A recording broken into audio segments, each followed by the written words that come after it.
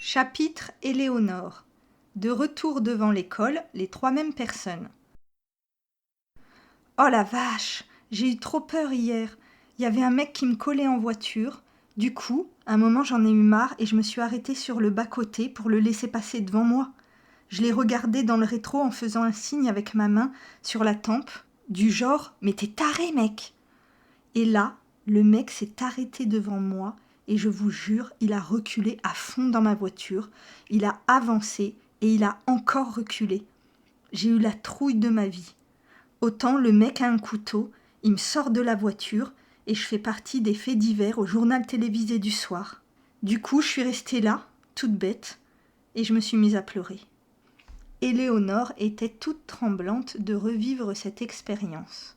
« Oh mon Dieu, mais... » Mais Mathilde fut interrompue. « Oui, la dernière fois, rebondit Eva, un mec m'a coupé la route.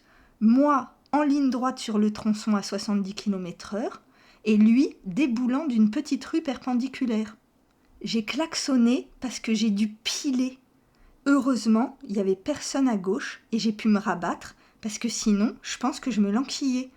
Et attendez, c'est pas fini. Le mec m'a poursuivi comme un dingue. J'ai vu sa tête, il était complètement exorbité. Son visage faisait trop peur, il avait la rage comme un fou, comme un animal haineux. Il a dû voir ma tête apeurée, ou je ne sais pas ce qui s'est passé, mais il a mis les gaz comme un taré.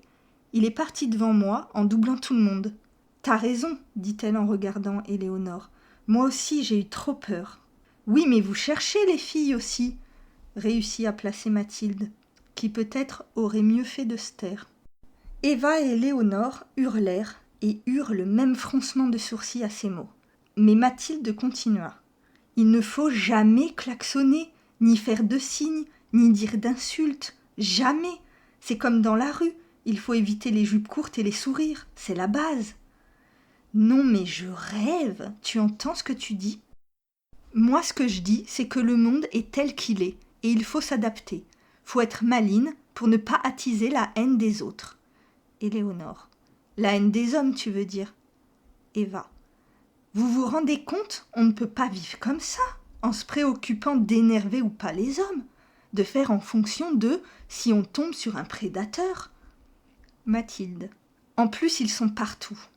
Alors il faut y penser à chaque instant et être préparé. » Eva avait de grands yeux et semblait plongée dans le néant de la réflexion. Eva ? Ouais, soupira-t-elle. Je suis épuisée d'entendre tout ça. Je parlais avec un pote de choses horribles comme ça, et je ne comprends pas. Pourquoi y a-t-il tant de méchanceté, de haine ? On devrait pouvoir faire quelque chose contre ça. On devrait pouvoir faire quelque chose contre ça. On ne peut pas laisser les filles grandir avec la peur au ventre. Et les garçons, dit Mathilde. Il y a tellement d'agressions et de raquettes entre hommes. Mon petit gars qui est si sensible, j'ai peur pour lui aussi. Tu as raison, reprit Eva. Même en primaire, il y a des tortionnaires qui sévissent déjà. Je ne comprends pas. Éléonore. Ah, ça sonne. Eva, je vois que vous avez besoin d'une soirée cool entre filles. J'ai une amie que vous ne connaissez pas, qui en a bien besoin aussi. Elle est adorable, c'est l'assistante de vie de ma mère. Elle s'appelle Maddy. Je vais organiser ça. Je vous SMS pour vous dire. Mais pas de sujet lourd ni violent. Ce qu'il nous faut, c'est de la légèreté. Tiens, tu n'as qu'à dire à ton pompier de venir avec ses potes, qu'il nous fasse les Chippendales. Eva, tu ne perds pas le nord, toi. Allez, affaire à suivre. Bisous les filles.